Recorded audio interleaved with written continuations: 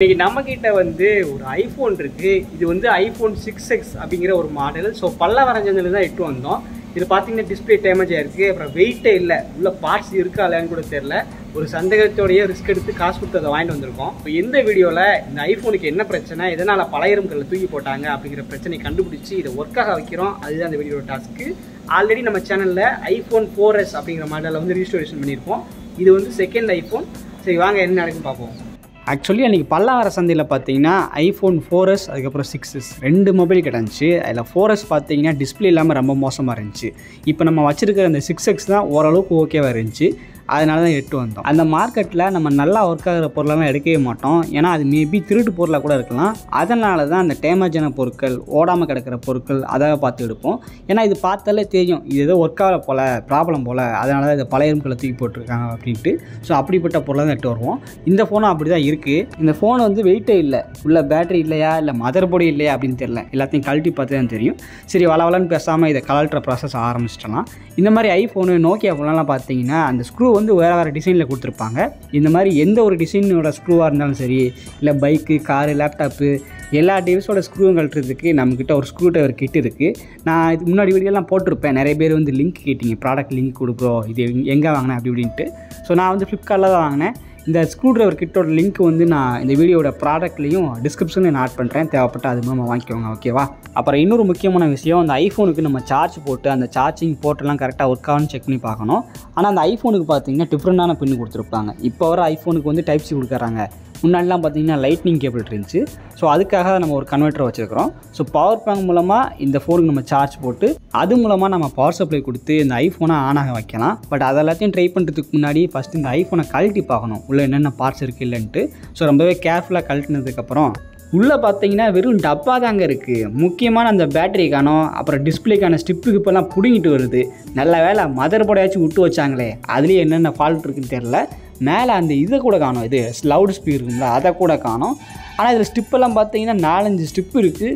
எதுக்கான்னு சொல்லி இனிமேல் பார்த்தா தான் தெரியும். எப்படி ஒரு மோசமான கண்டிஷனில் இந்த ஐஃபோன் நமக்கு மாட்டியிருக்கும் பாருங்கள். இதையும் காசு கொடுத்து வாங்கிட்டு வந்திருக்கோம். இதை பார்க்குறதுக்கு இந்த செல்ஃபோன் கடைக்கு வெளியில் பார்த்தீங்கன்னா ஓடாத டிஸ்பிளே, மதர் போர்டு இதெல்லாம் தூக்கி போட்டிருப்பாங்க. வேஸ்ட்டு குப்பையில் தான் போடணும்னு சொல்லிட்டு அதை யாரோ பொறுக்கிட்டு வந்து இந்த பல்லாவர சந்தையில் போட்டிருப்பாங்க போல். அதை கொடுத்து நம்ம காசு கொடுத்து வாங்கிட்டு வந்திருக்கோம். ஓகே, எனிவே இருக்கிற பார்ட்ஸை வச்சு நம்ம ஒர்க்காக வைக்க முடியுமா இல்லை அப்படின்னு ட்ரை பண்ணலாம். இப்போதைக்கு இருக்கிற அந்த ஐஃபோனோட பார்ட்ஸ், அதாவது மதர் போர்டு, டிஸ்பிளே இதெல்லாம் பார்க்கும்போது ஒரிஜினல் ஆப்பிள் ப்ராடக்ட் மாதிரி தான் தெரியுது. ஏன்னா அவனுக்கு தான் இந்த மாதிரி பிளாக்ல கொடுத்து வச்சுருப்பாங்க. உள்ள ஸ்டிப்பு எல்லாத்தையுமே பிளாக்ல கொடுத்து வச்சுருப்பாங்க. அண்ட் சைடில் ஸ்பீக்கர் ஓட்டை, அதில் ஓட்டை தூசியெல்லாம் அடைச்சிடல. ஏன்னா போனால் நம்ம ஐஃபோன் 4S எடுத்தோம் பார்த்தீங்களா ஃபஸ்ட்டு வீடியோ, அதில் பார்த்தீங்கன்னா வெறும் சின்ன ப்ராப்ளம் தான். இந்த மாதிரி சார்ஜிங் போர்ட்டில் பார்த்தீங்கன்னா குப்பை அடைச்சிக்கிட்டு அதில் கொஞ்சம் ப்ராப்ளமாக இருந்துச்சு. அதை கிளியர் பண்ணி விட்டேன். அந்த ஐஃபோன் பார்த்தீங்கன்னா ஆன் ஆயிடுச்சு.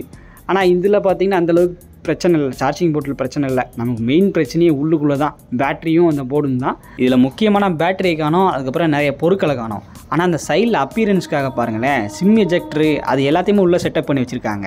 வெளியிலேருந்து பார்க்கும்போது இது ஒரிஜினல் ஐஃபோனு, உள்ளே எல்லாமே இருக்கும், டிஸ்பிளே மட்டும்தான் உடஞ்சிருக்கு போல் அப்படிங்கிற தோற்றத்தெல்லாம் நமக்கு வெளியே காட்டியிருக்காங்க. அதை நம்பி நம்ம எடுத்துகிட்டு வந்திருக்கோம். ஸோ பல்லாவரத்தில் இப்படி தான் மேக்ஸிமம் பொருள் கிடக்குங்க. ஒன்று ரொம்ப டேமேஜ் ஆனது ஓப்பனாக தெரியும். சில பேர் வந்து டேமேஜ் ஆனதை நல்லா ஒட்டு போட்டு வச்சு இந்த மாதிரி நல்லா இருக்குது அப்படிங்கிற மாதிரி ஏமாற்றுவாங்க. ஸோ பல்லாவர சந்தைக்கு போனீங்க அப்படின்னா எந்த ஒரு பொருள் எடுக்கிறதுக்கு முன்னாடியும் ரொம்ப யோசிச்சு நல்லா டெக்னிக்கலாக தெரிஞ்சால் மட்டும் அங்கே போய்ட்டு பொருள் வாங்குங்க, இல்லைனா வாங்க வேண்டாம். இந்த மாதிரி தான் நிலைமையாயிரும். சரி ஓகே, ஓரளவுக்கு செக் பண்ணியாச்சு. போர்டில் எங்கிட்டும் சுரண்டி விட்டோ இல்லை எது டேமேஜ் ஆகியோ புகஞ்சு போயோ இல்லை. இந்த ஐஃபோன் ஸ்டிப்பு இருக்குல்ல, 4-5 ஸ்டிப்பு கொடுத்துருக்காங்க டிஸ்பிளேயில், அது எல்லாத்தையும் அப்படியே கனெக்ட் பண்ணிடலாம். அந்த டிஸ்பிளே ஸ்டிப்லேயும் பார்த்தீங்கன்னா ஆப்பிளோட லோகோ போட்டிருந்தாங்க. அப்போ அதுவும் ஒரிஜினல் டிஸ்பிளே தான் போல். சரின்ட்டு அதெல்லாம் பார்த்துட்டு கனெக்ட் பண்ணிகிட்ருக்கிறேன். அந்த டிஸ்பிளே ஸ்டிப்பெல்லாம் ஒழுங்காக மாட்டிட்டு அதுக்கப்புறம் இதுக்கு நம்ம இன்புட் கொடுத்து பார்ப்போம். இந்த ஃபோனு, டேப்லெட்டு இதுக்கெல்லாம் பேட்ரி இல்லைனாலும் இந்த மாதிரி சார்ஜிங் இதை சொருவினாலே ஃபோனை வந்து ஆனாகி அப்படியே ஆஃப் ஆகும், லோகோ வந்துட்டு போகும். ஸோ அப்படின்னா அந்த ஃபோனுக்கு வந்து கரெக்டாக உள்ள இன்புட் போகுதுன்னு அர்த்தம். இங்கே பார்த்தீங்களா ஆப்பிள் லோகோ வந்துச்சு, அதுக்கப்புறம் ஏதோ கோடு கூட தெரியுது. இப்படின்னா நம்ம வந்து ஸ்டிப்பை ஒழுங்காக மாட்டலன்னு அர்த்தம். ஸ்டிப்பில் எல்லா பாயிண்ட்டுமே கரெக்டாக அந்த போர்டில் போயிட்டு கனெக்ட் ஆகணும். ஸோ போர்டில் கனெக்ட் ஆகல, ஏதாச்சும் ஒரு 4-5 கம்பி மிஸ் ஆனால் கூட இந்த மாதிரி தான் கோடு கூட வந்துக்கிட்டு இருக்கும். இதுக்கு என்ன சொல்யூஷன் கேட்டிங்கன்னா, இந்த டிஸ்பிளே ஸ்டிப்பு எல்லாத்தையும் பிடிங்கிட்டு கரெக்டாக ஒழுங்காக மாட்டணும். இப்படி மாட்டும்போது ஒரு இடத்துல தூக்கிட்டு ஒரு இடத்துல நல்லா அமுங்கிட்டு இருந்துச்சுன்னா அதனால தான் இந்த மாதிரி கோடு வர்றது, இந்த மாதிரி ஏதாச்சும் தெரியும்.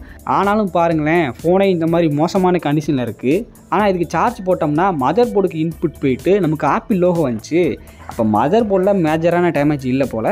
அதனால் நம்ம இப்போ வேறு ஒன்று ட்ரை பண்ணி பார்க்கலாம். அதாவது டிஸ்பிளே மாட்டாமல் இது சார்ஜ் போட்டு இந்த பேட்டரி மாட்டுவோம் பார்த்தீங்களா, அந்த இடத்துல 2 டெர்மினல் இருக்கும், பாசிட்டிவ் நெகட்டிவ்னு சொல்லிட்டு. ஸோ எது பாசிட்டிவ் எது நெகட்டிவ் அப்படிங்கிறத மல்டிமீட்டர் மூலமாக கண்டுபிடிச்சிட்டு அதில் வோல்டேஜ் கரெக்டாக வருதா அப்படின்னு செக் பண்ணி பார்க்கணும். அதில் பார்த்தீங்கன்னா 3.7 வோல்ட் to 5 வோல்ட்டுக்குள்ளே வரும். இந்த வீடியோவில் நான் காட்டுறேன் பாருங்கள், இதான் பேட்டரி போகிற இடம். அங்கே 2 கம்பி இருக்கா, அங்கே தான் நம்ம மல்டிமீட்டரை வோல்டேஜில் வச்சுட்டு செக் பண்ணணும். ஸோ இதுதான் ப்ராப்பராக செக் பண்ணுறவே.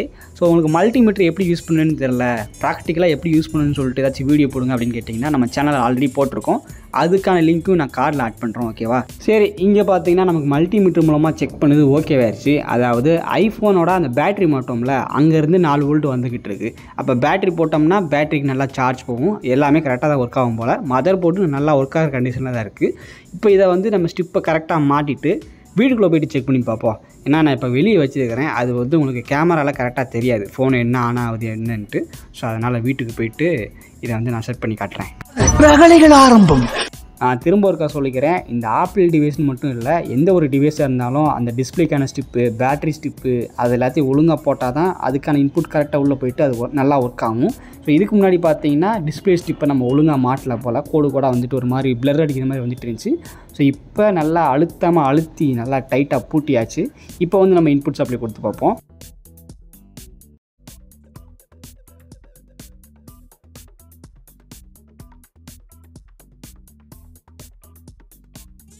இப்போ பார்த்தீங்களா டிஸ்பிளே ஒழுங்காக தெரியுது, என்ன உடஞ்சிருக்கு. ஆனால் உள்ளுக்குள்ளே டிஸ்பிளே பார்த்தீங்கன்னா முன்ன மாதிரி கோடு வராமல் நல்லா தான் தெரியுது. எதுக்கு இந்த மாதிரி ஆஃப் ஆகி ஆன் ஆகுதுன்னு கேட்டிங்கன்னா, உள்ளே வந்து நம்ம பேட்டரி போடல. பேட்டரி போட்டு இந்த மாதிரி சார்ஜ் போட்டோம் அப்படின்னா ஃபோனை வந்து அப்படியே ஆன் ஆகிட்டு அப்படியே நமக்கு ஹோம் பேஜுக்குள்ளெல்லாம் போயும்.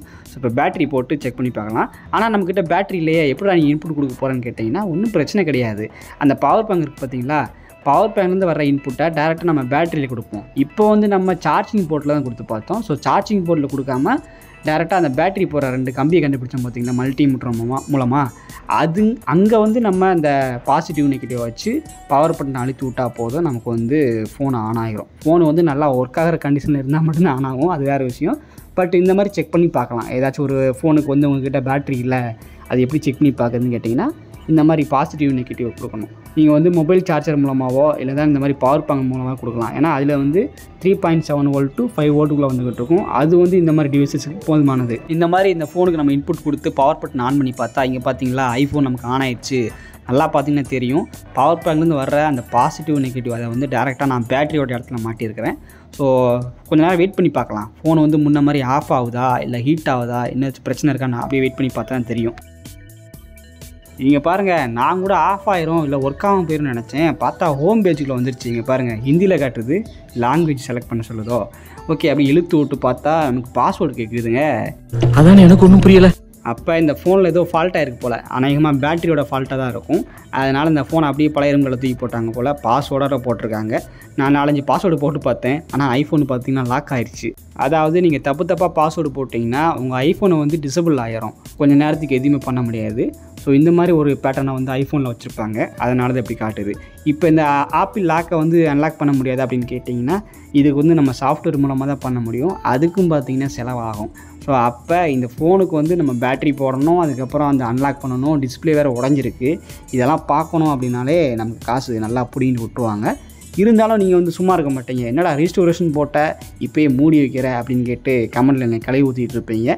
ஆனால் உண்மையை சொல்லப்போனால் நம்மக்கிட்ட பட்ஜெட் இல்லை. மற்ற ரீஸ்டோரேஷன் வீடியோ யூடியூப்பர் யாராச்சும் பார்த்தீங்கன்னா இந்த மாதிரி டிவைஸை பழைய இரும்புக்கல்ல இருந்தோ இல்லைன்னா குப்பையிலேருந்து எடுப்பாங்க, அதை அப்படியே க்ளீன் பண்ணி அதுக்கு என்ன ஃபால்ட்டுன்னு கண்டுபிடிச்சி அதுக்கான பொருளை வாங்கி போட்டு ஒர்க்காக வைப்பாங்க. பட்டு நம்மக்கிட்ட அந்தளவுக்கு பட்ஜெட் இல்லை அப்படிங்கிறனால என்னால் முடிஞ்ச அளவுக்கு செலவே இல்லாமல் அதை சரி பண்ண பார்ப்பேன். அப்படித்தான் எல்லா வீடியோவும் போட்டுக்கிட்டு இருக்கிறேன். சரி பண்ண முடியலனாலும் இந்த பொருள் வாங்கி போட்டால் அது ஒர்க் ஆகிடும் அப்படின்னு சொல்லிட்டு வீடியோ முடிச்சுப்பேன். அப்படி தான் பண்ணிக்கிட்டு இருக்கேன். சரி, இருந்தாலும் இந்த ஐஃபோனுக்கு வந்து நம்ம தேவையானதை மாற்றிக்கலாம். அதாவது டிஸ்பிளேயில் கிளாஸ் உடஞ்சிருக்கு, அதை மாற்றணும், அதுக்கப்புறம் பேட்டரி மாற்றணும், அதுக்கப்புறம் பாஸ்வேர்டு போட்டிருக்காங்க அதை கிராக் பண்ணணும். அதுக்கு பார்த்திங்கன்னா காசு கொடுத்து தான் பண்ண வேண்டியதாக இருக்கும். ஓகே, எனிவே இப்போ அந்த ஃபோனுக்கு வந்து நம்ம பேட்டரி போட்டாச்சு, அதுக்கப்புறம் டிஸ்பிளேக்கு மேலே கிளாஸ் உடஞ்சிச்சு பார்த்தீங்களா, அதை வந்து மாற்றியாச்சு, பிளாக் கலர் கிளாஸ் மாற்றிருக்கோம். அந்த பாஸ்வேர்டு பேட்டர்ன் லாக் போட்டிருந்தாங்களே அதையும் காசு கொடுத்து எடுத்தாச்சு. ஸோ எல்லாத்தையும் எடுத்துகிட்டு இப்போ ஃபோனை வந்து செட்டப் பண்ணுறோம். அதாவது ஃபோனை ஃபேக்ட்ரி ரீசெட் பண்ணோம்னா நம்ம வந்து செட்டப் பண்ண சொல்லணும் பார்த்தீங்களா, அந்த மாதிரி பண்ணும்போது பார்த்திங்கன்னா அந்த இடத்துல நமக்கு பாஸ்வேர்டு கேட்குது. இங்கே தான் நமக்கு ஆப்பிள் ஃபோன் ஆப் வச்சுருக்கான். அதாவது ஆப்பிள் ஃபோனில் செக்யூரிட்டி அதிகம் அப்படின்னு சொல்லி எதுக்கு சொல்கிறாங்கன்னா இதுக்காக தான். எல்லா ஆப்பிள் டிவைஸ்லேயும் ஆப்பிள் ஐக்ளோடுன்னு சொல்லிட்டு ஒரு ஆப்ஷன் இருக்கும். அதை எனபிள் பண்ணி விட்டோம் அப்படின்னா உங்கள் அனுமதி இல்லாமல் யாராச்சும் உங்கள் ஃபோனை ஃபேக்ட்ரி ரீசெட் பண்ண ட்ரை பண்ணாங்க அப்படின்னா அப்போது பாஸ்வேர்டு கேட்கும். அதாவது ஸ்டார்டிங்லேயும் பாஸ்வேர்டு கேட்கும். அந்த பாஸ்வேர்டை நம்ம சாஃப்ட்வேர் போட்டு எடுக்கலான்னு வச்சுக்கோங்களேன். ஃபேக்ட்ரி ரீசெட் பண்ணி முடிச்சுட்டு ஆஹா எல்லாமே முடிஞ்சு இனிமேல் நம்ம ஐடியை லாகின் பண்ணிக்கலாம் அப்படின்னு நினைக்கிறப்போ உங்கள் ஓல்டு ஐடியை போடுங்க. அதை போட்டால் தான் உங்களுக்கு வந்து உங்கள் ஃபோனையே ஆக்டிவேஷன் பண்ணுவோம், நீங்கள் உள்ளே போக முடியும் அப்படின்னு சொல்லிட்டு கேட்கும். அந்த இடத்துல நம்ம ஒன்றுமே பண்ண முடியாது. கடையில் கொடுத்து பண்ணாலும் அது வந்து நிரந்தரமாக இருக்குமா அப்படின்னு நான் கேட்டு பார்த்ததில்ல. நிறைய பேர் அது ரிஸ்க்கு தான் அப்படின்னு சொல்கிறாங்க. ஸோ அந்த மாதிரி ஒரு லாக்கு தான் இந்த ஃபோனில் இருக்குது. இதை அன்லாக் பண்ணணும் அப்படின்னா இதுக்கு 2000 மேலே செலவு பண்ண வேண்டியிருக்கும். ஆக மொத்தத்தில் இதுக்கு செலவுக்கு மேலே செலவு வந்துக்கிட்டே இருக்குது. ஸோ நீங்கள் பல்லாவர சந்தைக்கு போகிறீங்க இல்லை ஏதாச்சும் பழையரும் கடைக்கு போகிறீங்க அப்படின்னா இந்த மாதிரி ஆப்பிள் டிவைஸை வாங்கவே வாங்காதீங்க. ரேட்டே அதிகம் சொல்லுவாங்க. அதே மீறி வாங்கி டிஸ்பிளே போட்டு பேட்டரி போட்டு எல்லாத்தையும் சரி பண்ணாலும் உள்ளுக்குள்ளே அடுத்தடுத்து ஆப்புக்கு மேலே ஆப் வந்துகிட்டே தான் இருக்கும். செலவு தான் அதிகமாக இருக்கும். அதனால் என் வீடியோ பார்த்துட்டு பல்லாவர சந்தைக்கு போகிறவங்க கண்ணை மூடிட்டு கண்ட பொருளை வாங்க வேண்டாம். ரொம்பவே டெக்னிக்கலாக செக் பண்ணி பார்த்துட்டு அதை உங்களால் சரி பண்ண முடியுமா அப்படின்னா மட்டும், அது விலை வந்து அதிகபட்சமாக இல்லாத பட்சத்தில் கம்மியாக இருக்குது அப்படிங்கிற பட்சத்தில் மட்டும் இந்த பொருளை வாங்குங்க. மற்றபடி அங்கே எந்த பொருளையும் வாங்காதீங்க. இது என்னோடய சஜஷன், அனுபவப்பட்டதுனால சொல்கிறேன். முக்கியமாக ஆப்பிள் டிவைசஸ் நீங்கள் ஸ்பேர் பார்ட்டுக்காக வாங்குறீங்க அப்படின்னா பிரச்சனை கிடையாது. அதுவே நீங்கள் பர்சனல் யூஸ் பண்ண போகிறீங்க அப்படின்னா இந்த மாதிரி லாக் எது விழுந்திருக்கா, ஐக்ளோட் லாக் ஏதாச்சும் விழுந்திருக்கான்னு பார்த்து செக் பண்ணி வாங்குங்க. ஏன்னா அது வந்து திருடு போன ஃபோனாக கூட இருக்கலாம். அதனால் எது வாங்கினாலும் செக் பண்ணி பார்த்து வாங்குங்க. தேங்க்ஸ் ஃபார் வாட்சிங். அடுத்து ஒரு நல்ல வீடியோவில் மீண்டும் சந்திக்கலாம். பாய் பாய்.